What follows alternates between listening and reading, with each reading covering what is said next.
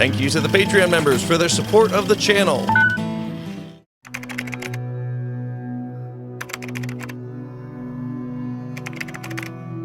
The Folktails were recovering from their traumatic death wave. The farmers were stocking up on food, and the water pumpers were stocking up on water. But otherwise, the colony was pretty quiet, because the recent starvation had claimed 2/3 of their family, so their once thriving settlement was on life support. Maybe once the harvest was finished, they could reassign workers, but until more babies showed up, and grew up too, the colony was severely handicapped. And another threat was looming over the settlement.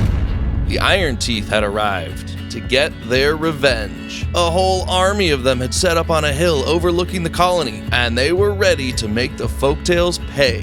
But the Iron Teet were surprised by what they saw at the Folktail settlement. They didn't know their cousins had gone through such a difficult time, and honestly, it made them stop and think, were they really going to cause trouble after the Folktails had been through so much pain? So, after all that excitement and prep, the Iron Teet decided to call off the attack rather than take their revenge as planned. The Folktails were safe, for now.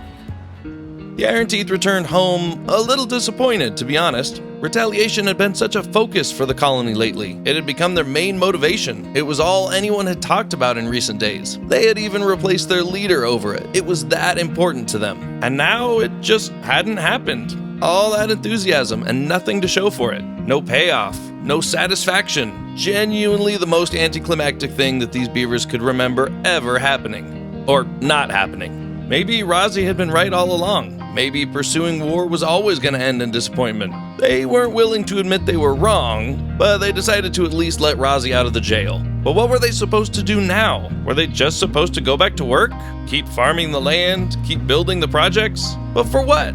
Getting back at the Folktails had given them a goal, a focus. It wasn't their fault that so many of their cousins had starved. They didn't want to inflict more pain, but now they just felt directionless. I mean, why were they even building this giant staircase to the ruins? Why had they built this? What is this, an oil press? Oh, right, that turns canola seed into canola oil. Okay, that one makes sense. But still, what was the point? The Iron Teet didn't know what to think or what to feel anymore. The Folktails could relate. They had just lost 2/3 of their family and had gone through their own period of numbness. But now, it actually felt like things were turning around, especially with the new babies running around the settlement. Oh, and they had been so busy and numb the past few days, they hadn't even noticed the almost invasion by the Iron Teet. It was one day at a time for these beavers, with a hope that each day would be better than the last. The hardest part was over. Now they needed to rebuild, which was definitely a challenge with the family significantly shrunk. But they did the best they could with what they had, and each day without a death was another day in the right direction. Now that their food and water supplies were stable, they were able to allocate beaver power back to other things, like chopping down trees so they would have more logs, and turning those logs into planks at the lumber mill, and even continuing with the dam project they had begun before everything fell apart on them. Maybe, just maybe, they would recover from this. They had dodged a bullet with the Iron Teet, though again, they didn't even know that had happened. And now they were actually making some amount of progress. The numbness had been replaced by a hopefulness once again, and they wanted to honor their lost beavers by not giving up. A new sense of motivation came over the family, and they were gonna need it because a bad tide was approaching. The Iron Teet were still too unsettled to think about bad tides. They had continued with their work and pushing forward with projects. And thanks to some advice from Rozzy, the Iron Teet were starting to rethink things, to get back to the basics of being a beaver. They had gotten pretty caught up in the whole revenge thing, and it was good to take a step back, especially since the revenge hadn't panned out. Maybe Rozzy had been right all along. But oh look, the staircase was done, so they could focus on that instead of trying to decide whether or not they were wrong. They hadn't gone through with the attack, they were coming out of their funk. Did they really need to admit they made a mistake and that they should have listened to Rozzy? Couldn't they just skip that part and move on, act like nothing happened? They had let Rozzy out of jail, wasn't that enough? Anyway, the scavengers were getting to work on the ruins, stripping the metal so they could use it for their own purposes. It was a big ruin, so it would last them a while. Oh, and they decided to double their baby beaver production. So between making progress and trying to shirk accountability, yeah, the Iron Teet were turning things around. So a bad tide was coming, but the Folktails didn't really know what that meant. All they knew were droughts. Was it something like that? Well, if it was like a drought, they really needed to finish the dam. Actually, dams had helped with the bad water already, and they had topped off their water storage, and the farmers were harvesting an abundance of food. they were well prepared for a drought, so if this bad tide was anything like that, the beavers would be ready and would handle it with ease. But again, they didn't know what a bad tide really was, so Vamu directed them to do what they could, and soon the first phase of the dam was finished. And as an unintended consequence, the water wheels completely stopped turning. But maybe once they finished the next phase of the dam, that would self-correct? And it's not like they even had enough beavers to worry about industry right now anyway. The family had lost a lot, and almost lost even more to the Iron Teet. They did not want to lose it all to this bad tide. But again, they didn't really know what a bad tide was, so they were making preparations, but without any real direction. They already had bad water flowing all around them. Would it bubble up even more or something? This region had been a challenge ever since Frisco had moved them here. They still didn't have a good solution to droughts, and now they had to deal with something called a bad tide? All the Folktails wanted was a quiet place to live where they wouldn't starve to death. Was that too much to ask? Apparently it was, so the beavers kept doing what they could to prepare. The bad tide would be here soon, and they wanted to be as ready as they could be. The main thing was finishing the dam, but they also had some sunflower seeds to harvest up for some food variety during the bad tide, and they had to make sure they were all stocked up on water. These beavers had already made an impressive recovery from that death wave. It would be a pity if it all ended now, and they were nearly done with the dam. Maybe it would be enough to save them from whatever was going to happen with the bad water.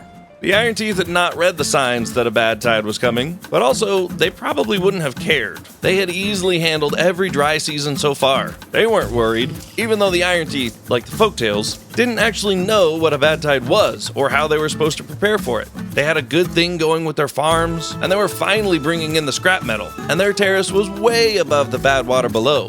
What's the worst that would happen? They were more interested in stocking up on scrap metal and smelting it down into usable iron bars. The Iron Teet were heading into a new age of industry. They weren't worried about what the bad water was going to do, and they thought they were prepared for anything. They had built lots of storage, they had plenty of food and water, their family was healthy and growing. Nah, they weren't worried about the next season. They had finally snapped out of their funk, and they were full steam ahead. Too focused to even notice that this wouldn't be just a dry season. But when they had this stable of a settlement, they had nothing to worry about. Or so they thought. The Folktails had one more night before the bad tide hit. They had done all they could to prepare. Now it was time to get one more good night's rest and hope and pray this wasn't the end for their family. The next morning, the bad tide began. And the Folktails were horrified by what they saw. The entire river was turning red. It wasn't that the bad water was bubbling over, all the water was turning bad, and that was not good.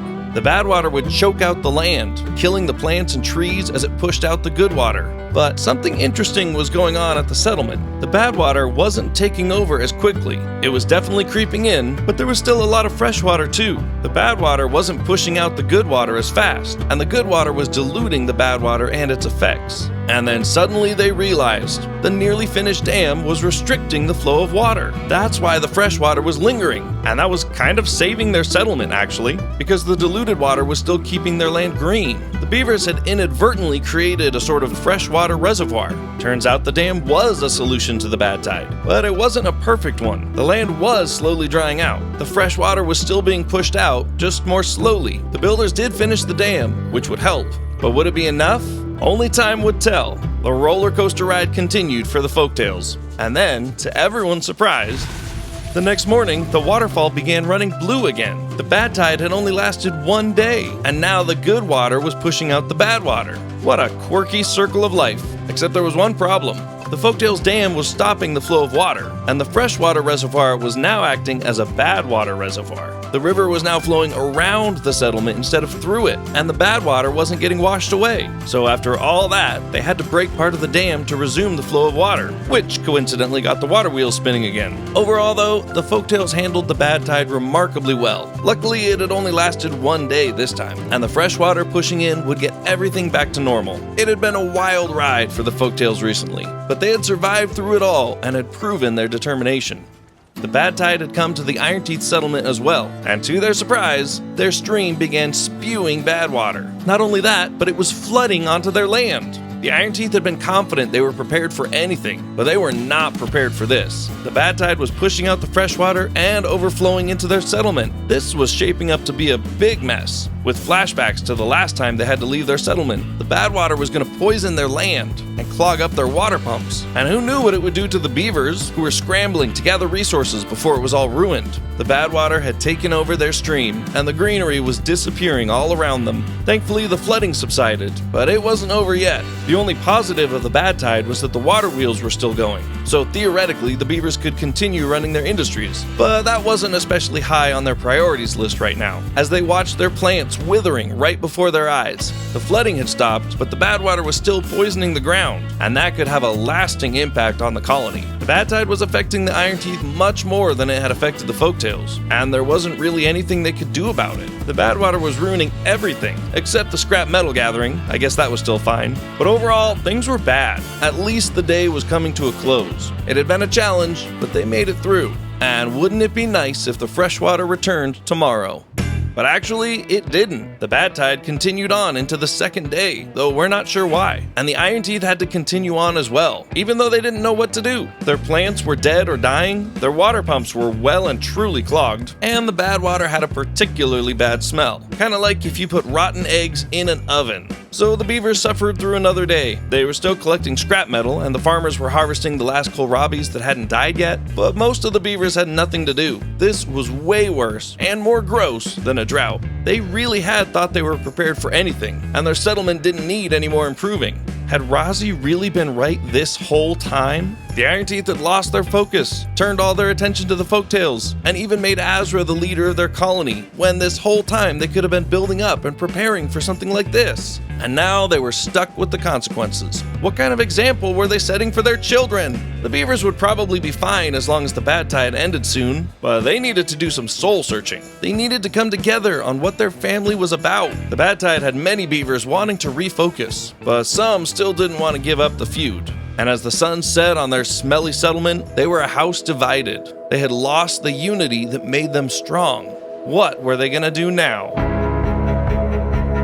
Hey everyone, Lieutenant Dan here. Thank you for watching this episode of Beaver Tales. I have had a blast making this show, but as fun as it's been, I have decided that next episode will be the finale, and we'll probably even make it a premiere. So I hope you're able to tune in for that, and I hope you stick around and check out the other fun stuff happening here at Lieutenant Dan Productions. Thanks again to the Patreon members for their support. You guys have a fantastic day.